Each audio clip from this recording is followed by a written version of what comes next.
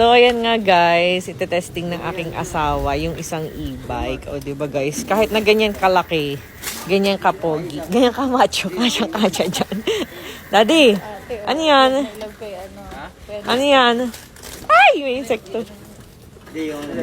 Ah, naka-stand. Ayun. Pwede tayong angkas dyan eh. Bawal pa lang ako magganyan kasi buntis ako. Ayan na guys, o diba? Daddy, mag-iingat ka ha!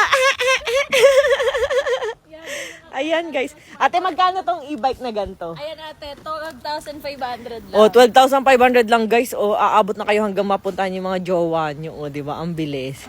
Pwede pamalengke. Ano Ayan. lang siya yung mga pang senior na Ayan.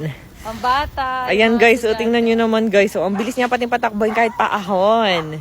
Itatag ko kung saan ako guys nakakuha. Kayla's Bike Shop yan. Legit na legit kung gusto niyo ng mga e-bike. O, di ba ang bilis ng asawa ko? Ando na siya. Dati naabot ka ng mga doggy. Ah! Ayun yung asawa ko nandun sa dulo. Ang bilis. Oh. Ayan, mamimigay tayo guys ng e-bike and bike. Comment down below kung bakit ikaw yung deserving. Plus, i-follow nyo itatag ko yung Kayla's Bike Shop and Rosmar giveaways. Pati syempre itong account ko na to. Ayan guys, ang dami nating pamimigay. Nagingipin ang baby kaya mainit ang ulo. Nagingipin.